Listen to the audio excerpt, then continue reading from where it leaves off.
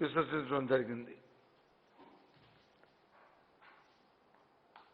ఆ నేపథ్యంలో మళ్ళీ ఇప్పుడు తదుపరి పట్టణాల్లో కూడా ఎన్నికలు జరుగుతున్నాయి.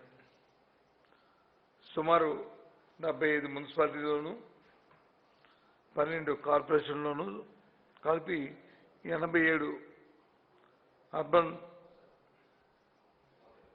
సంబంధించిన మున్సిపల్ కార్పొరేషను మున్సిపాలిటీలో ఎన్నికలు జరుగుతున్నాయి. 2794 ఈ అన్నింటిలో కలిపి ఉన్న అటు కార్పొరేషన్లో కానీ ఇటు వార్డుల్లో కానీ 2794 వార్డ్స్ ఉన్నాయి. ఇందులో నిన్నటితో విత్డ్రాయల్స్ కూడా పూర్తయినాయి. సుమారు 578 వార్డులు యునానిమస్గా ఏకగ్రీవాలైనాయి. అందులో 578 వార్డులు ఏకగ్రీవాలైతే 571 వార్డులు వచ్చి వైసీపీ పార్టీ దీన్ని గెలుచుకోవడం జరిగింది. అంటే సుమారు యునానిమస్ అయిన సంఖ్యలో 98.8% ఏకగ్రీవాలుగా ఎన్నుకోవడం జరిగింది. మన సర్పంచ్ ఎన్నికల్లో అంటే అది బొకాయించారు. అయ్యో కాదు మాది 40%, మాది 30%, మాది 20% అని చెప్పి ఎవరికి వచ్చిన అంకెలు వాళ్ళు చెప్పుకున్నారు. మేము వాస్తవాలు చెప్పినప్పటికి కూడా. కానీ ఇవి సింబల్ మీద జరుగుతున్న ఎన్నికలు, పార్టీ గుర్తుల మీద జరుగుతున్న ఎన్నికలు. వీటిలో ఇవైనా ఇంకా మిగతా వాటికి ఎన్నికలు జరుగుతున్నాయి.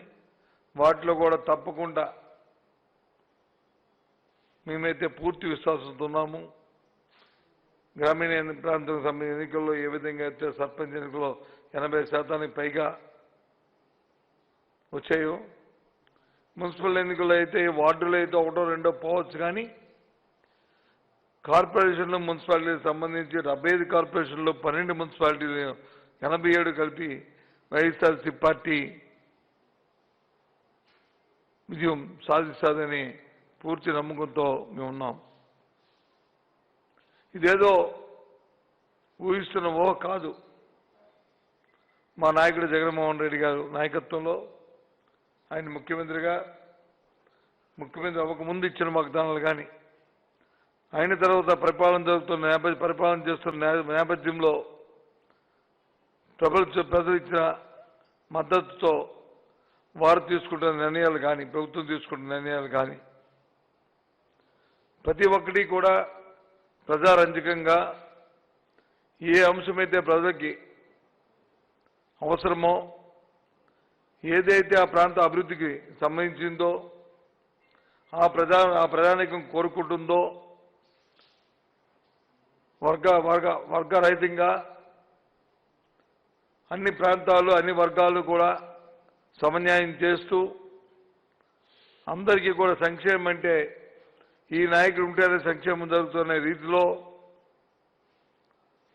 ఉన్న కులమత పార్టీ భేదం లేకుండా అర్హులైన ప్రతి ఒక్కరికి కూడా వారిని అందిస్తూ ఇవాళ పరిపాలన సాగిస్తున్న నేపథ్యంలో ఆ పరిపాలనలో భాగస్వామ్యం మీ అందరం కూడా అదే విశ్వాసంతో తప్పకుండా ప్రజలు విస్తరిస్తారని నమ్మకంతోనే ఇందాక నేను చెప్పిన 75 మున్సిపాలిటీలు 12 కార్పొరేషన్లు కలిపి 87 కూడా విజయం సాధిస్తామని చెప్పడానికి కారణం ధైర్యం, ఒక నమ్మకం, ఒక భరోసా నాకు ఇది. అయితే మొన్న 2-3 రోజులుగా చూస్తున్నాను, అధికారం కోల్పోయిన చంద్రబాబు నాయుడు ఆయన అధికారంగా ముఖ్యమంత్రిగా ఉన్న గత 5 సంవత్సరాల్లో కానీ ఆయన ఇచ్చిన మాట నిలబెట్టుకోకుండా ఆయన స్థానిక ఎన్నికలకు ఇచ్చిన మేనిఫెస్టోని ఆయన ఎన్నికల్లో ఉన్న ఆయన అధికారం ఉన్నప్పుడు ముఖ్యమంత్రిగా ఉన్నప్పుడు ఏ ఒక్కటి కూడా నెరవేర్చకుండా మళ్ళీ ఇప్పుడు తగుదమ్మా అంటూ 5 సంవత్సరాలు 10 సంవత్సరాలు అనుకుని ముందుకు వస్తున్నాడు. వాళ్ళ అబ్బాయి అంటే సరే సరే నోటికి అట్టు అదుపు లేకుండా ఇష్టారాజ్యంగా అసభ్యంగా చిన్న పెద్ద లేకుండా అహంకార పూరితంగా ఆయన మాట్లాడుతున్న భాషను చూస్తుంటే ఇలాంటి వాళ్ళు కూడా రాజకీయాల్లో ఉంటారా? తండ్రికి తగ్గ కొడుకుగా కనిపించట్లేదు, ఓ సొంటగా కనిపిస్తున్నాడు అని అనిపిస్తుంది. నాకే కాదు రాష్ట్ర ప్రజలందరికీ కూడా. నేను ఒక 510 మంది నాతో మాట్లాడే వాళ్ళందరూ అంటున్న మాటలకి ఆ రకంగా మాట్లాడుతున్నాడు. సరే, ఆ మాటలతో పక్కబడి మన టైంని వృధా చేసుకోవడం, ఆ మాటల గురించి మాట్లాడుకోవడం, అలా సొంటల గురించి మాట్లాడుకోవడం అది సమయం కాదు. ఇక చంద్రబాబు నాయుడు మాట్లాడుతున్నప్పుడు ఈ రాష్ట్రంలో నుంచి పన్నులు పెంచేస్తున్నాం, దాన్ని మా మున్సిపాలిటీ గెలిస్తే మొదటి తీర్మానం మేము చేస్తాం అని చెప్తున్నాడు. ఆస్తి పన్ను పెంచుతామంటున్నాడు. మీ ద్వారా ఈ రాష్ట్ర ప్రజానీకానికి తెలియజేస్తున్నాం. ఈ విషయాన్ని గత శాసనసభలో కూడా చెప్పాం, మళ్ళీ చెప్తున్నా. ఈవేళ ఈ రాష్ట్రంలో ఉన్న ప్రభుత్వం ఇది ప్రజాప్రభుత్వం, ప్రజలు కోరుకున్న ప్రభుత్వం. మా నాయకుడు జగన్మోహన్ రెడ్డి గారు ప్రజలకు ఏది అవసరమో ఆ కార్యక్రమాన్ని చేస్తాడు తప్ప ప్రజలు ఆర్థికంగా పరిపుష్టి చెందడానికి ఏ అంశం పనికొస్తుందో ఆ నిర్ణయాన్ని తీసుకుంటారు తప్ప ప్రజలకి ఇబ్బంది పడిన అంశాన్ని కానీ ప్రజలకు ఆర్థికంగా ఇబ్బంది పడుతున్న అంశాన్ని కానీ ఏ ఒక్కటిని కూడా ఆయన ఎంత ఇబ్బందులు వచ్చినప్పుడు కూడా ఆ దరికి కూడా పోడనే విషయాన్ని ఈ సందర్భంగా ఇంతకుముందు చెప్పిన మాట, అసెంబ్లీలో చెప్పిన మాటని ఇక్కడ కూడా చెప్తున్నాను. ఆస్తి పన్ను విషయానికి వస్తే భారతదేశం మొత్తం మీద తీసుకున్న రిఫార్మ్స్లో భాగంగా ఏదైతే ఇప్పుడున్న ఇంటి ఆస్తి పన్నుని కొలమానం చేసేది, ఆ ఇంటి మీద వస్తున్న ఆదాయాన్ని అద్దె మీద దాన్ని ఆస్తి పన్నుని ఇంటి పన్నుని ధర నిర్ణయించడం జరుగుతుంది. అది కాకుండా ఆస్తి విలువ మీద ఆస్తి పన్ను వేయాలని తీసుకున్న చట్టం ప్రకారం ఇవాళ అది చట్టం చేశాం, ఆ చట్ట ప్రకారం చేస్తాం. దాని మీద కూడా మామూలుగా ఏదో రాత్రుల్లో కలవస్తే పగలొచ్చి చేసాము చంద్రబాబు నాయుడు లాగా ఇష్టారాజ్యంగా మేము వచ్చి పెంచలే. ఒక శాస్త్రీయమైన విధానంలో ఒక 2-3 కమిటీలను కూడా వేసి దేశమంతటా కూడా పర్యటించి అక్కడ వాస్తవ పరిస్థితులు తెలుసుకొని ఆ పన్నులు కానీ పెంచి ఈ విధానాన్ని తీసుకొస్తే రాష్ట్రంలో ఉన్న ప్రధానికానికి ఏమైనా ఇబ్బంది వస్తుందా, ఉన్న ప్రజలకు వచ్చి ఏమైనా దీనివల్ల ఆర్థికంగా ఇబ్బంది వస్తుందని ఆలోచన చేసి ఏ విధమైన అశ్రిత పక్షపాతం లేకుండా పెద్దవాడి కోటి, చిన్నవాడి కోటి, డబ్బున్నవాడి కోటి, డబ్బు లేనివాడి కోటి, అలాగే బలవంతుడి కోటి, బలహీనుడి కోటి, రాజకీయంగా ఉన్నవాడి కోటి, పలుకుబడి లేనివాడి కోటి అనే ద్వంద్వ విధానాలు లేకుండా ఒక శాస్త్రీయమైన విధానం ఉండాలనే విధానంగా కేంద్ర ప్రభుత్వం మరి 15వ ఆర్థిక సంస్కరణలకి లోబడి మరి ఈ కార్యక్రమాన్ని మరి చేయడం జరిగింది. 15వ ఆర్థిక సంఘం ఇచ్చిన సిఫార్సుల్లో దేశమంతా ఒక నిర్ణయం తీసుకోవాలనుకున్న నిర్ణయం తీసుకున్నాం. అయితే దీనివల్ల రాష్ట్రాల్లో పక్కన రాష్ట్రాల్లో కానీ నిర్ణయించుకుంటున్నప్పుడు వాటితో బేరీజు చేసుకుంటున్నప్పుడు ఆర్థికంగా ఎంత ఇబ్బంది వస్తుందో ఆలోచన చేశాం. అలాంటి పరిస్థితులు రాకూడదని ఆలోచన చేసి రాష్ట్రంలో ఉన్న ఎవరైతే ట్యాక్స్ పేయర్స్ అసోసియేషన్ ఉన్నాయో వాళ్ళందరితో కూడా చర్చించి వాళ్ళ తాలూకు అభిప్రాయాలు కూడా తీసుకొని అది శాసనసభలో పెట్టి దాన్ని చేస్తాం. ఎందుకంటే కొద్ది రోజుల్లో మళ్ళీ కౌన్సిల్స్ రాబోతున్నాయి.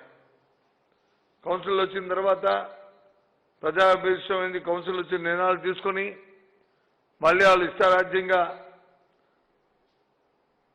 శాస్త్రీయమైన పద్ధతిలో లేకుండా ఏమైనా మళ్ళీ ప్రజల మీద భారం మోపే పరిస్థితి వస్తుందేటో నేను రాష్ట్రమంతా కూడా యూనిఫామ్గా ఒక పాలసీ ఉండాలని ఇవాళ ఆ నిర్ణయం చేశామని రాష్ట్ర ప్రజానీకానికి తెలియజేస్తున్నాం.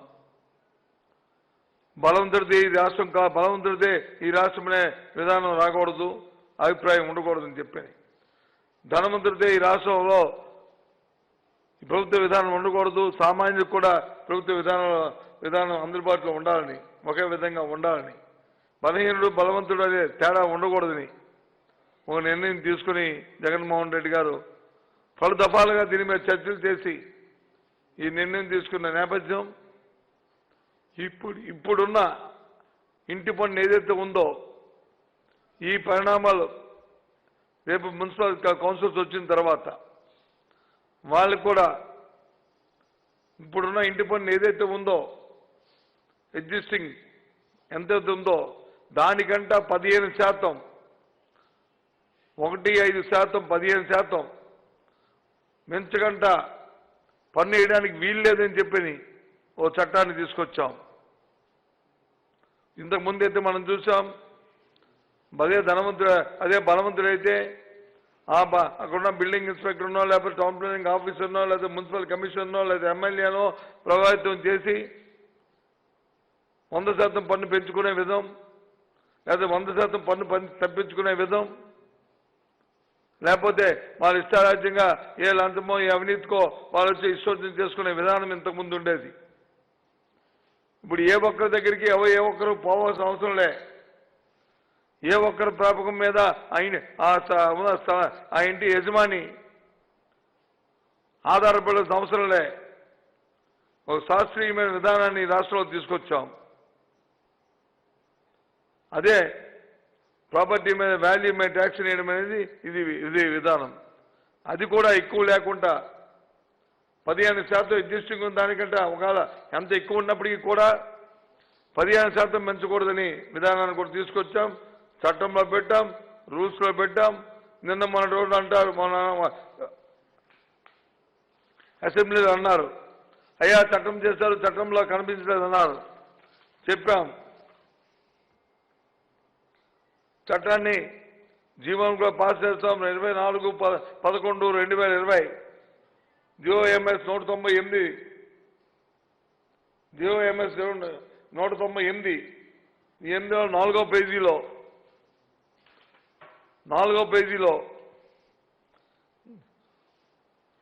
Calculation of tax during the transition period అనే అంశం ఏదైతే ఉందో 9వ అంశంలో క్లారిటీతో పెట్టాం. The existing tax is required to be increased by more than 50% to reach the tax calculated on capital value, the increase shall be limited on 15%. The increase shall be limited to 15%. Clarity తోని ఈ జీవోని ఇది ఇవాళ నిన్న ఎవరో చెప్తే ఇచ్చింది కాదు, ఆ రోజు అసెంబ్లీలోనే దీన్ని ప్రవేశపెట్టడం జరిగింది. ఈ రకంగా ప్రజల తాలూకా మనోభావాల్ని, ప్రజల తాలూకా ఆలోచనని, వారి తాలూకా పరిస్థితుల్ని దృష్టిలో పెట్టుకుని ఇవాళ చేస్తాం. చంద్రబాబు నాయుడు గారు మీలాగా వచ్చే అధికారం లేనప్పుడు ఒకటి, అధికారం వచ్చిన తర్వాత ఒకటి ఈ ప్రభుత్వం ఎప్పుడూ ప్రయత్నం చేయలే. ఒక్క ప్రశ్నని చంద్రబాబు నాయుడు అడుగుతున్నాను, చంద్రబాబు నాయుడు కంపెనీని అడుగుతున్నాను, ఆ కంపెనీలో ఉన్న ఆ నాయకుల్ని, ఆ కార్యకర్తలను అడుగుతున్నాను. ఈ ఉదయం నుంచి నిన్న మొన్న ఇష్టవాద్యంగా నోరు పారేసుకుంటున్న ఆడు కొడుకు వాళ్ళ అబ్బాయిని అడుగుతున్నాను,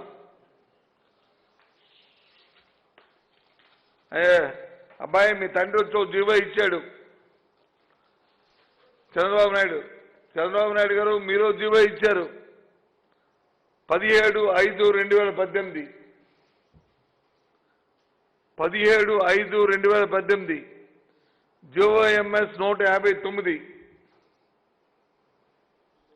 GOMS 159 policy of fixation of user charges for water supply in the urban local bodies and guidelines on ease of getting water అనేది చూడండి.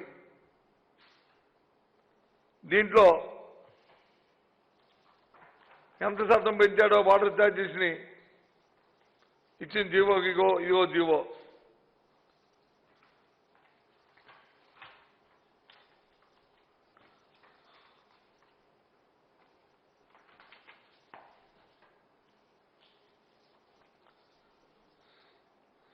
కేటగిరీ చూసుకుంటే డొమెస్టిక్ కేటగిరీలో ఎగ్జిస్టింగ్ వాటర్ టారిఫ్ వచ్చి అలాగే percentage of water tariff to enhancement to make it self sufficient అదొక కాలము, revised tariff to make it self sufficient అని ఆ రెండింటిని కలిపేసింది.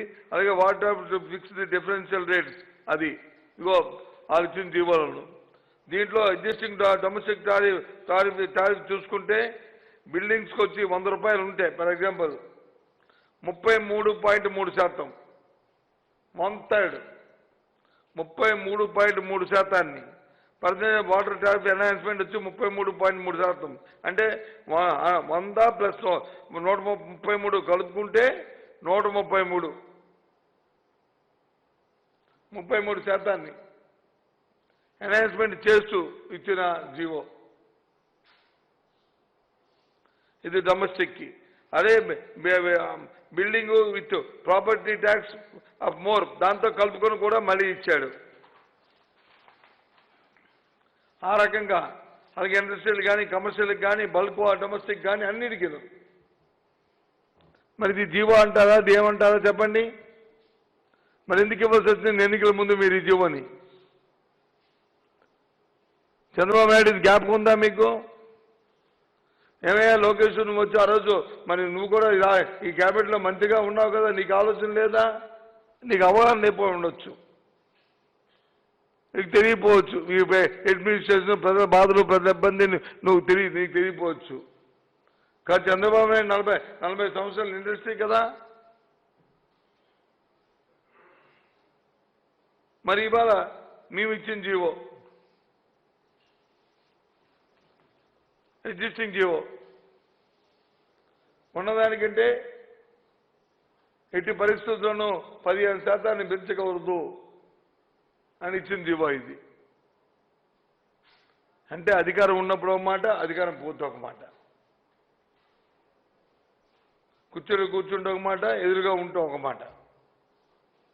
నవ్విపోతారు ఇవన్నీ కూడా.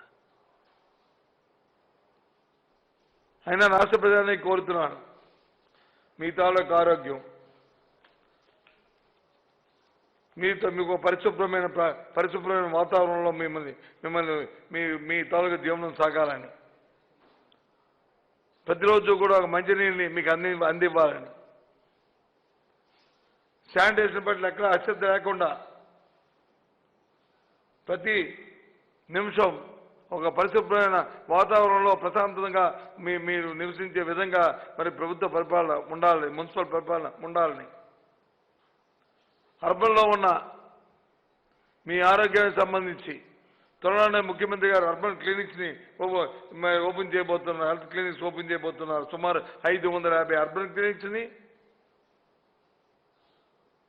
3 సెక్రటరియట్లు కలిపి ఒక అర్బన్ క్లినిక్ ఉండాలనే విధంగా 3 నుంచి 4 త్వరలో ప్రారంభించబోతున్నారు. ఆ కార్యాచరణ రూపొందించుకుంది. దాంతోపాటు నాడు నేడు భాగంగా గ్రామీణ ప్రాంతాలను పట్టణ ప్రాంతాల్లో ఉన్న విద్యార్థులకు పరిశుభ్రమైన విద్య అందించాలి. ప్రాంతం అంతా కూడా ఒక మంచి వాతావరణం కల్పించే ఉద్దేశంతోనే దేశంలో ఎక్కడ ఈ విధంగా ఆంధ్ర రాష్ట్రంలో ఇవాళ తయారవుతున్నాయి. పదండి వెళ్ళి చూద్దాం. తెలుగుదేశం నాయకులు వెళ్ళి మీరు క్యాంపెయినింగ్కి వెళ్తున్నారు, చూడండి. మీరు వీధుల్లోకి వెళ్తే, మీరు ఆ ప్రాంతాలకు పోతే ఏం జరుగుతుందో మీకు తెలుస్తుంది. ఒకసారి చూడండి. ఇంతేకాకుండా దీర్ఘకాలిక మీద ప్రణాళికను రూపొందించి అటు శానిటేషన్ కానీ, డ్రింకింగ్ వాటర్ కానీ, తాగునీరు కానీ, లేకపోతే పారిశుద్ధ్యం గురించి కానీ ఒక ప్రణాళికాబద్ధంగా ఇవాళ ముఖ్యమంత్రి గారు టైం టు టైం ఒక రివ్యూ చేస్తూ సమీక్షిస్తూ సలహాలు ఇస్తూ సూచనలు ఇస్తూ మా అందరికీను ఆయన ప్రభుత్వం నడిపిస్తున్న తీరు ఇవన్నీ వాస్తవాలు. ఈ కళ్ళబల్లి మాటలు ఇవాళ వచ్చి పకటి వేసగాళ్ళలాగా వచ్చి ఇవాళ ఎన్నికలు వచ్చాయని చెప్పి రోడ్డు మీదకి వచ్చి వాళ్ళు మాట్లాడుతున్నారు. ఈ 18 నెలల కాలంలో ఏ నాడైనా సరే కార్యక్రమాల గురించి ఆలోచించి మాట్లాడారు వీళ్ళు అర్బన్ ప్రాంతాల గురించి. మీ వల్ల ఇవాళ ముఖ్యమంత్రి గారు మీరు ఇచ్చిన మద్దతు వల్ల ఇవాళ రాష్ట్రాన్ని పరిపాలిస్తున్న ఈ నేపథ్యంలో పట్టణ ప్రాంతాల్లో ఉన్న మీ తాలూకు ఆరోగ్యం, పట్టణ ప్రాంతాల్లో మీరుంటున్న మీ విద్య, మీ పిల్లలకు విద్యా అవకాశాలు, పట్టణ ప్రాంతాల్లో ఉంటున్న మీ అందరికీ తాగునీరు అవసరాలు, పట్టణ ప్రాంతాల్లో మీరు ఉంటున్న మురుగువాడలో ఉంటున్న మీ తాలూకా పరిశుభ్రత, మీకు కావలసిన మౌలిక సదుపాయాలు, వాటి అన్నిటికీ 100% బాధ్యత వహిస్తూ ఎప్పటికప్పుడే దానికి కావాల్సిన ప్రణాళిక సిద్ధం చేసుకుంటూ ఈ ప్రభుత్వం ముందుకు సాగుతుంది అని మీ అందరికీ మాటిస్తూ ఈ ప్రభుత్వం మీది. మీకే ఆలోచన ఉందో మీ ఆలోచన ప్రకారమే విధానాలు రూపొందిస్తూ ఈ ప్రభుత్వం కార్యాచరణ చేస్తుందనే విషయాన్ని కూడా రాష్ట్ర ప్రధానికి తెలియజేస్తున్నాం.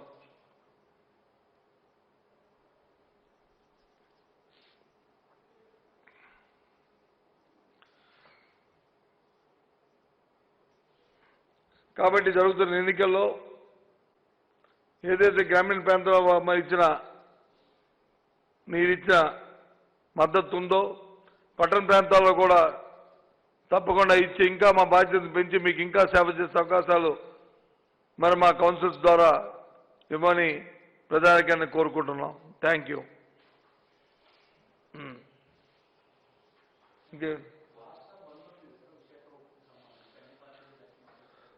రాష్ట్ర బంద్కు సంబంధించి ఇప్పటికే మా ప్రభుత్వం తాలూకా మా పార్టీ తాలూకా అభిప్రాయాన్ని మా సమాచార మంత్రి గారు, మా ట్రాన్స్పోర్ట్ మినిస్టర్ గారు మా పార్టీ విధానాన్ని ఆయన తెలియపరిచారు. పూర్తిగా దానికి మా సంఘీభావం తెలియజేస్తున్నాం. విశాఖ హక్కు ఆంధ్రుల హక్కు, దాన్ని పరిరక్షించుకోవడం, దాన్ని కాపాడుకోవడం అనేది మా బాధ్యతగా, నష్టాల వైపు నుంచి లాభాల్లోకి ఏ విధంగా తేవాలో ఇప్పటికే మా ముఖ్యమంత్రి గారు ఒక లేఖ రూపంలో పలు సలహాలు సూచనలు కేంద్ర ప్రభుత్వానికి ఇచ్చారు. ప్రత్యేక మరి ప్రధానమంత్రి గారికి లేఖ కూడా రాశారు. కేంద్ర మంత్రులు కూడా కోరారు. మా విధానం ఇప్పటికే తెలియజేశాం. పూర్తిగా దానికి కట్టుబడి ఉన్నాం. బంద్కు వచ్చి మా సంఘీభావాన్ని పూర్తిగా తెలియజేస్తున్నాం. రాష్ట్ర ప్రభుత్వం సంబంధించిన రవాణా సంస్థ వాటిని కూడా మా మంత్రి గారు తెలియజేశారు. మధ్యాహ్నం వరకు కూడా అన్ని బస్సులన్నీ కూడా బంద్ చేస్తామని చెప్పారు.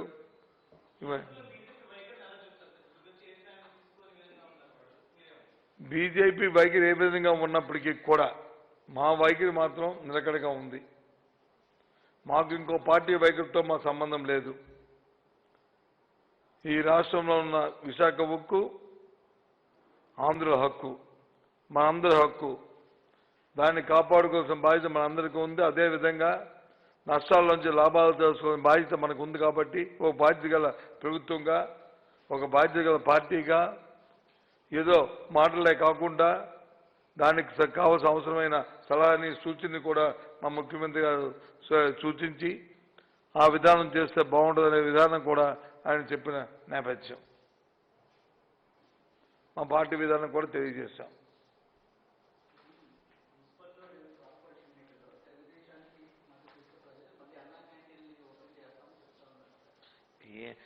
ప్రజలను వచ్చి ఏంటి అన్నా క్యాంటీన్ ఓపెన్ చేయిస్తాను ఏంటి ఇవి ఎలా మద్దతు ఇస్తే అన్నా క్యాంటీన్ ఎలాగ ఓపెన్ చేస్తాను, అన్నా క్యాంటీన్లు ఓపెన్ చేసి మళ్ళీ ఏం చేద్దామని అర్థం ఉద్దేశం.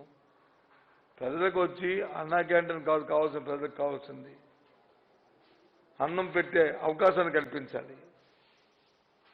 ప్రజలు వచ్చి చేయి పట్టేవాడిగా ఉండకూడదు, చేయి పెట్టేవాడిగా ఉండాలి ఎప్పుడు కూడా. ప్రభుత్వాలు నాయకత్వాలు ఉండాలి. నాయకత్వాలు అంటే ఆ రోజు సగ్గి రాజశేఖర రెడ్డి గారు ఉండారు.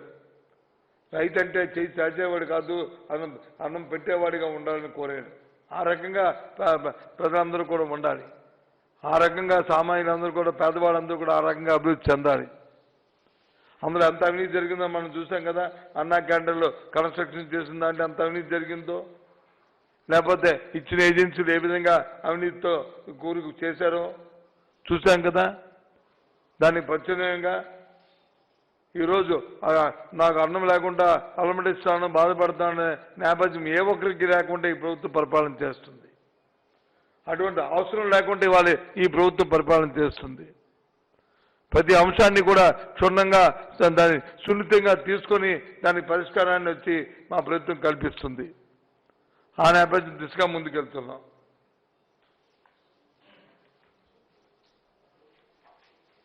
ఓకేనా?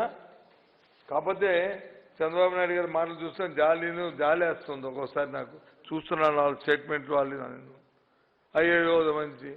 ఇవాళ తెలుగుదేశం పార్టీ పని అయిపోయింది. క్షేత్రస్థాయిలో అయితే పూర్తిగా కూడా వాళ్ళు నిరసించిపోయారు. నాయకత్వం ఉంటే కదా కార్యకర్తలు ఎవడు ఉంటాడు. వాళ్ళు ఎక్కడ ఏ ప్రాంతంలో ఏ నియోజకవర్గంలో ఆ నాయకుడు ఇది నా పార్టీ, ఇవాళ ఎన్నికల్లో పోటీ చేయాలా, నేను వచ్చి దానికి నామినేషన్ వేయించాలా అని నా కార్యకర్తలు సమాయత్తం చేయాలని చేశాడు చెప్పనండి.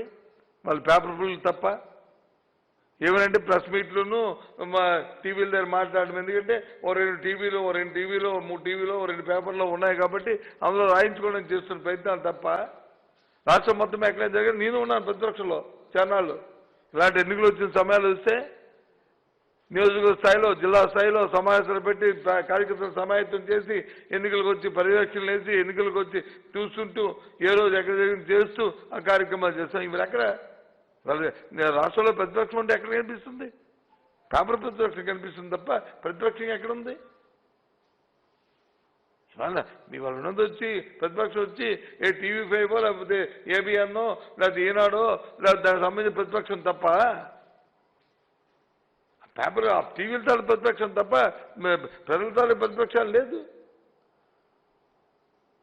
బాగా నేను 30 సంవత్సరాల రాజకీయంలో చూశాను. 2009 2794 దాంట్లో 578 వార్డులు వచ్చి యునానిమస్గా వచ్చాయంటే అందులో 571 స్థానాలు యునానిమస్గా వచ్చింది. This is first time Andhra Pradesh history.